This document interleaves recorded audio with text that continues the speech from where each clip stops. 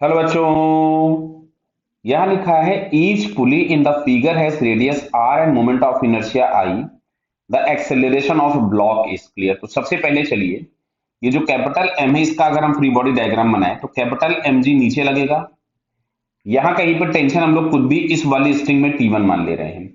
अभी जो टेंशन होंगे वो पुली के इधर और उधर चेंज हो जाएंगे, क्यों? क्योंकि पुली में मास है। क्लियर। यहां वाली स्ट्रिंग में कोई भी टेंशन हम टी टू कंसीडर कर लेते हैं और इस स्ट्रिंग में कोई भी टेंशन टी थ्री। अब ये अगर नीचे जा रहा होगा तो सेम मैग्नीट्यूड ऑफ एक्सेलरेशन से ये ऊपर आएगा और ये इस डायरेक्शन में रोटेट करेगा खुद भी अल्फा से। क्लियर है। और अल्फा इज इक्वल टू हम लोगों के पास होगा ए बाई आर। सिमिलरली ये वाला इधर रोटेट करेगा सेम एंगुलर एक्सेलरेशन अल्फा से। तो अगर मैं इक्वेशन लिखूं तो यहां से हमारे पास मिलेगा capital M G minus T one is equal to capital M A. Clear हुआ क्या इस वाले ब्लॉक के लिए? अब अगर मैं इस पुली का फ्री बॉडी डायग्राम बनाऊं तो पुली सेंटर के अबाउट रोटेट करेगी। तो पुली पे अगर हम लोग देखेंगे तो टी वन इस डायरेक्शन में लगेगा और टी टू इस डायरेक्शन में लगेगा। बोलो, क्योंकि टेंशन हमेशा लगता है टुवर्ड द स्ट्रिंग। समझ में आ रही बात? बताइए। और ये जो रोटेशन दिख रहा है हमको वो टी वन की डायरेक्शन में दिख रहा है, मतलब टी वन का टॉर्क बड़ा है। तो T one into small R minus T two into small R, ये हमारे पास हो गया net torque is equal to I into alpha. बराबर है आई इंटू अल्फा। तो यहां से हम लोग लिख सकते थे T one minus T two is equal to I, और अल्फा की जगह ए बाई आर आएगा और ये वाला आर मैंने कॉमन लेकर के नीचे कर दिया तो ए बाई आर स्क्वायर, ये इक्वेशन नंबर 2 बन गया।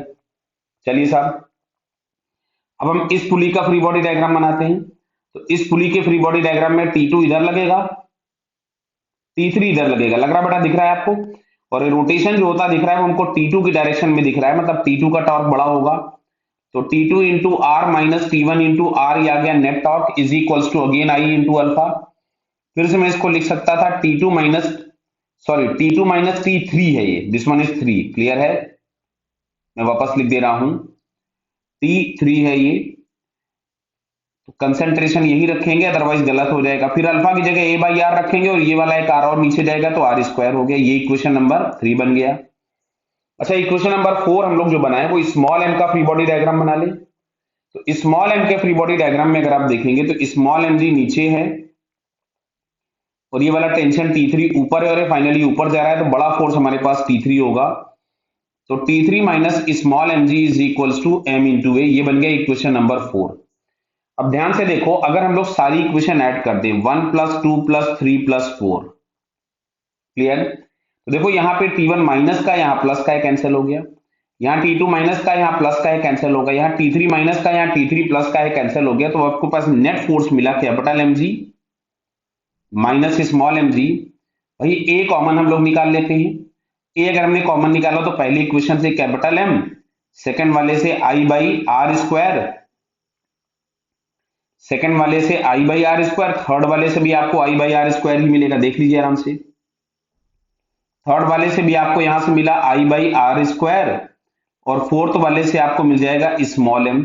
सो एक्सेलरेशन के नाम पे हम लोगों को यहां से मिलने वाला है capital M minus small M into G upon capital M plus small M plus 2 I by R square. जरा चेक करते हैं ऑप्शन कौन सा मैच किया ये। Capital M minus small M into G, ये फर्स्ट ऑप्शन में ही हम लोगों को दिख रहा है। ध्यान से देख लो बेटा। हाँ, ये फर्स्ट वाला आंसर ही हम लोगों को यहाँ पे करेक्ट दिखता है। So it's correct answer is 1। Clear बेटा? Okay, all the best.